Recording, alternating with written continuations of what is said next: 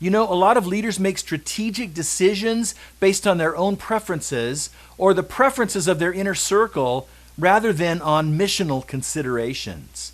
For example, in the life of the church, that could take shape in decisions we make about facility design or decor. We may have certain things that we like that take shape in that way. It could take shape in things like worship style or preaching style where we have some preferences or what we're used to. It could take shape in ministry design or in outreach strategy. That we make decisions based on what we like or what we're accustomed to or what some of our core leaders like or what they're accustomed to.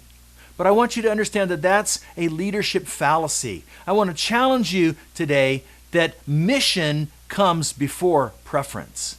You see, just because you're the leader doesn't give you the right to elevate your preferences above everything and everyone else. In fact, we need to be able to adapt and even lay down our preferences in order to reach the people that we're trying to reach. Here's how the Apostle Paul talks about that in 1 Corinthians chapter 9, starting in verse 19. Even though I'm a free man with no master, I become a slave to all people to bring many to Christ. When I was with the Jews, I lived like a Jew to bring the Jews to Christ. When I was with those who follow the Jewish law, I too lived under that law. Even though I'm not subject to the law, I did this so that I could bring to Christ those who are under the law. When I'm with the Gentiles, I do not follow the Jewish law. I too live apart from that law so I can bring them to Christ. But I do not ignore the law of God. I obey the law of Christ. When I'm with those who are weak, I share their weakness, for I want to bring the weak to Christ.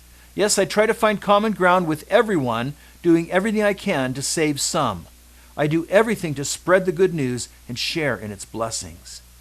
In this passage, the Apostle Paul doesn't tell us anything about his preferences. In fact, in verse 19, he says, I become a slave to all people.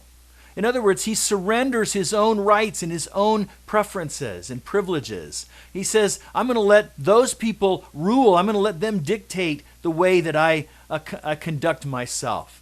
And so he doesn't say, hey, I'm not under the law anymore, and so I just prefer to not be bound by those dietary restrictions. You know, I prefer to have a little bacon with my eggs. No, he said, to those who are under the law, I become like one under the law in verse 20 in order to reach those people. He says, I'm willing to adapt to live by some provisions of the law, even though I'm not bound by it, because his main consideration was to build common ground for the sake of sharing the good news of God's grace in Jesus Christ. The mission was the priority. His personal preferences really had nothing to do with it.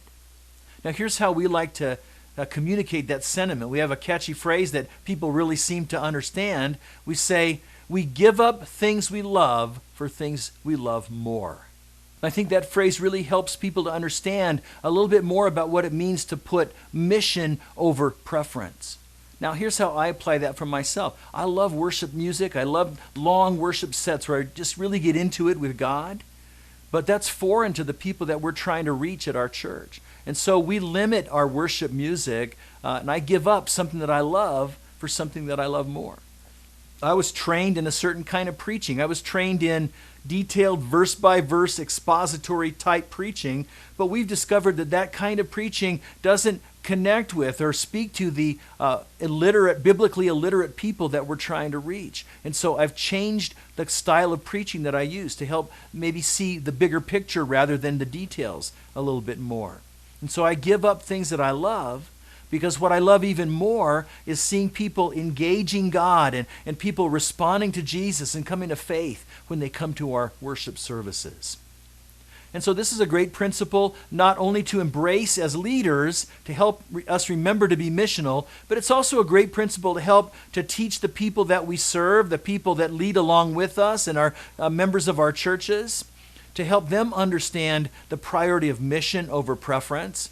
And so when we have to change something, or when people come to me and they want us to adopt something as a church that is outside of our mission, then I say to them, hey, look, we can't really do that because we give up things we love for things we love even more.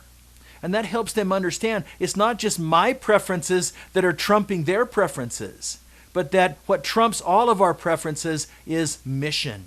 And as the people of our congregation grasp that difference, then it really helps to give us freedom and momentum to pursue the mission that we're pursuing as a church.